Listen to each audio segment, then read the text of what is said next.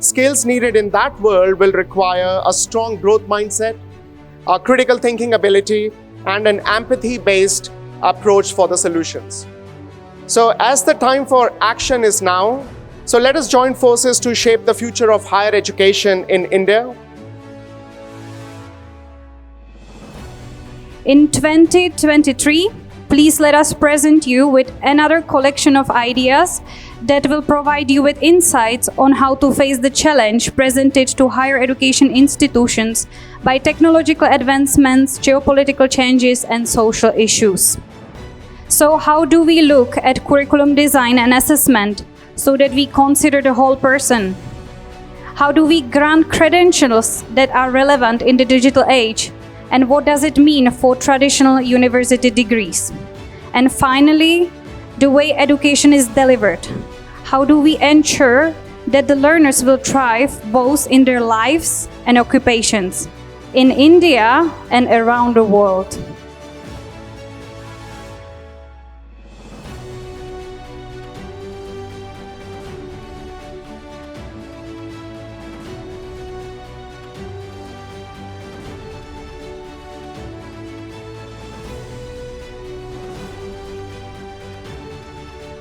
India's skilling capacity was approximately 7 million per annum during 2013-14. With the current demographic scenario, about 12 million persons are expected to join the workforce every year, and 3.4 million persons are already in the skill development facilities. So we need to enhance the skilling and technical education capacity to about 15 million per annum in this country. So that's a big ask for us. So there is a lot of responsibility, and we need to work together, collectively. Every one of us in this room, we need to put our hands to see what best we could do. Universities have been chosen as skill hub to run various programs and skills not relating to, as I said in the beginning, for a low end or a particular focus skill. The focus is on the future skills that let university come forward, run program on AI, ML, IoT, big data, and the ministry is keen that university should play an important role. We are doing a huge amount of retraining and reskilling, but it's a massive opportunity for India to become the world leader in professional and digital service exports. It's not just about providing education, but also almost targeting education and kind of thinking about policy in a more considered manner. How do we make women more engaged, and how do we create workplaces which are kind of welcoming to women, right? How do we educate not just undergraduate students, but also create that opportunity for lifelong learning, where people can remain engaged and kind of move with the industry requirements. Skilling is industry-led, and how the strength of Indian industry in disruption and IT partners with education institutions and students to make people workforce ready and to have those kinds of capabilities and outcomes in mind. Education to the interior rural India and bringing the natural resources for skilling, upskilling, and also innovative approach in higher education. Curating the curriculum, the digital curriculum, the flexibility in the curriculum, choice-based credit system, that really makes sense over here today. What's really changed now? Our ability to predict what will be required. So our ability to predict demand. I think we should focus more on the institutions which serve almost 98% of the student audience. In order to survive and thrive in a constantly changing landscape, you need to be having skills of innovation, problem solving, critical thinking. The businesses are more cautious today, and the talent also what we need today, they have to frequently revisit and have to evaluate that skills we have today really they can stay relevant because of target carriers getting shorter and shorter. As you move from one problem to another problem, you are at the right position. Training and skilling a student at the undergraduate level, training and giving him some thought process of creating knowledge at the postgraduate level, and when we go to the PhD levels, I think the domain knowledge has to be different. It is more towards creating knowledge. We partnered with AICTE, Atal, which is the skilling and the training arm of AICTE, and we've taken a pledge of upskilling 75,000 faculty by 2024. We are absolutely on track with our goal, but I know in a country like India, 75,000 may not do justice to what our plans are. So definitely, the doors are open. Education is enlightenment. Mind has to refine itself so that the mind can imbibe human values, ethics, aesthetics, and then learn. You need to create minds which are creative, which are learning hungry. Thinking skills that need to come, I think needs to be inculcated at the university level. It's very high cost of doing nothing, and it's very less cost when we experiment and fail about it. So when we go back and encourage students to go back and learn experiments.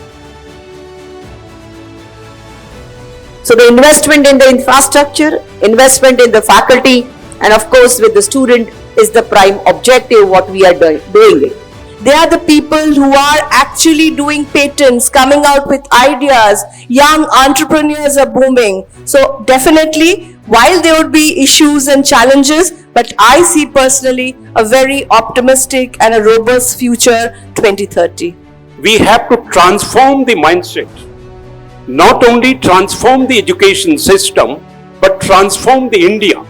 We have to go beyond, the classroom chalkboard or the whiteboards and whatnot. The key is to focus on integrated learning than anything else. So what we have done is our curricula is integrative. That means integrating education with the skill and certification. So it's a holistic development of instructors being done, and that is required for even higher education. Like a teacher who are working post-graduation or graduation need to have this kind of orientation. We need to educate a very large percentage of our population, access and affordability. 50% of the students, that means 50% GER improvement means by 2035, the online education will be more than 50% of the students will be online education. We need both human and machines interventions together. We have to train the people, we have to train our faculty members, we have to invest in our faculty members. Our gross enrollment ratio today is somewhere around 28 to 30%, which means out of 140 million population, only 35 to 38 million population is enrolled in higher education. 150 million new jobs will be created, requiring very, very different skill sets. And 75 million manual repetitive jobs will be displaced. That is huge. It's not just STEM. You have to kind of create that STEM workforce, but you have to address those values and culture questions. When choosing degree, I wonder why is such difference where students from liberal art aren't given such same status in the business world. No matter what your backgrounds are, should focus on how to use it and enable you and empower your growth rather than bother about your background. How we do decide which job to take where our job is not even exist. But I think thanks to this new education policy and how we have evolved, my generation, my father's generation were not having that liberty. You guys have tremendous possibility to explore. What matters is your attitude and your approach to face the challenges.